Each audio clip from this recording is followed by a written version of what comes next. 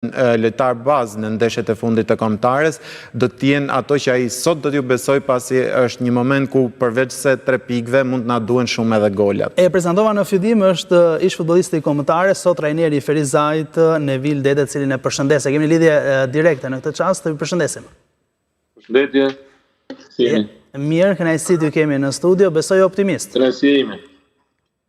Nuk kemi alternativë tjetër, sa vetëm optimizmi mbi zotron. Po patjetër. Unë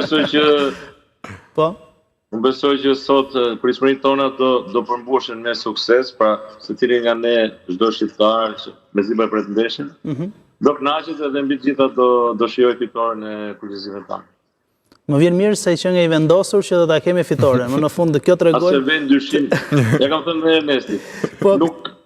Nuk e besoj kur që ne mund të gabojmë. Jo, nuk e besoj, por kam bindje plot që dhe kemi kalu sfida shumë herë më të vështira, dhe nuk mundemi që në një letër një kundërshtar modest që neve na sjellin probleme.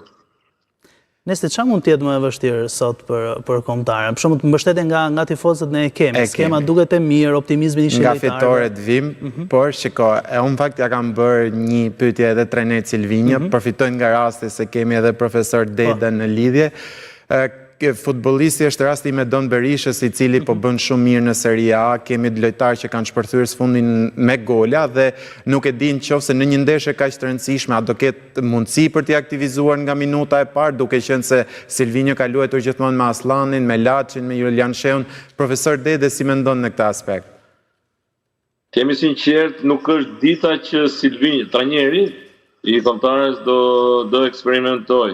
Mendoj që edhe me Don Berisha, dhe çdo lojtar ynë i perspektivës, i talentuar, që ka kohë, duhet presi pak, sidomos sa të kaloj kjo luftë që ne besoj po shkojmë deri në fund.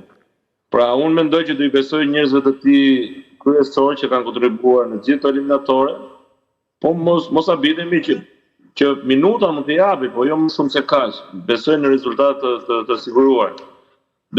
Në gjykimin tim do i besoj më shumë eksperiencës dhe lojtarëve që i ka dhënë garanci në vazhdimsi në çdo ndeshje. Tani ndalim në një emër konkret që ju besoni më shumë dhe keni pritshmëri më të larta? Po bëj unë Jo, besoj që se shumë vetë Silvinja i ka paraprirë ndoshta zgjedhjes që mund të bëjë sot me hedhjen në fushë të Bajramit. Me një kundërshtar modest, realisht çdo kush do mendonte që të kishte lojtar sa më me fantazi, sa më me kualitet, me cilësi që të zgjidhë situatën. Duke menduar që një kundërshtar me shumë forca do na presë prapën, pra në mbrojtjen e tyre, atëherë do na duhen lojtarë të cilësive të Bajramit dhe shumë tjerëve.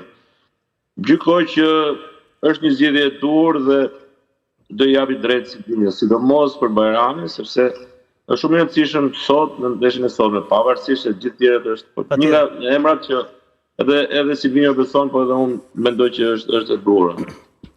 Profesor, i referohemi 2 kualifikueseve që shkuam në Europian 2016, 2024, tani për herë të parë synojmë edhe botërorin, urojmë se pse ka, siç e dimë ne, ka edhe një rrugë jo të vogël për ta përshkruar pasi në play-off janë 2 kundërshtar të mundshëm në rast se kalojmë parin, po çfarë do të thotë për Shqipërinë që në një periudhë kaq të shkurtër të synojë për të shkuar edhe në botëror pas 2 europianëve? Mendoj që tregon mbi të gjitha një largpamësi të institucionit, po edhe departamenteve përkatëse që punojnë Federata Shqiptare të Futbollit, edhe tani po merren frytet. Është një punë, besoj, më shumë se sa 10 apo 15 vjeçare që Shqipëria është në këtë moment që me merit. Edhe dua të pranoj edhe një fakt tjetër që shumë shqiptarë që po rriten, lindur e rritur nëpër Europë, tani po bëjnë pjesë e rëndësishme edhe kombëtarës tonë. Pra janë pjesë kushtet që ne realisht pretendojmë. Jemi pak një si numër, si popull, po do të thoja që ajo që është më e rëndësishme, dëshira dhe dashuria që ne kemi për futbollin, si popull, besoj po na shpërblet dhe po kthehet mbrapa. Kemi cilësi, nuk është asnjë gjë rasti, realisht ernest.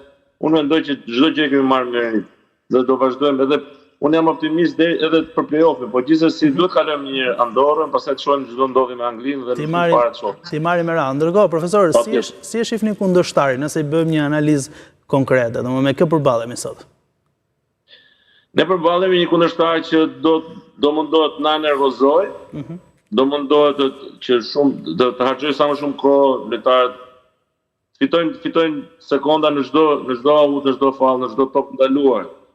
Dhe që ne të fillojmë edhe mos jemi të qetë dhe të qartë ndërisht. Por nuk besoj që na bëjmë dot nervoz sot.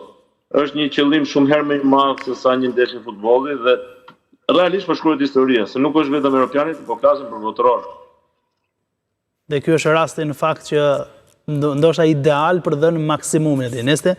Shikoj Mal, FIFA pak kohë më parë vendosi që ky botëror për herë të parë do të jetë i zgjeruar, do të jetë me 48 kombëtarë nga 32 që ka qenë më parë, por nuk e di si janë bërë ato kriteret e përzgjedhjes, pasi Europa nga 13 ka shkuar në 16 përfaqësuese që dërgon, ndërkohë që kontinentet tjera janë rritur me 100%. Mund të marrim rastin e Azisë, ndoshta dhe Amerika Latine nga 5 e ka çuar në 7 me një të 8 që shkon në play-off. I referohem ndoshta që mendoj se Europa duhet kishte më shumë skuadra, pasi duke i hedhur një sy edhe fazës play-off ku ne do shkojmë atje. Ndoshta jo direkt në raundin gjysmëfinal, por në finale mund të përballemi me ekipe si Italia, Turqia, që me të vërtet mund t'i japin shumë punë Shqipërisë, edhe pse unë gjithashtu si profesor Dede jam optimist edhe ndaj këtyre skuadrave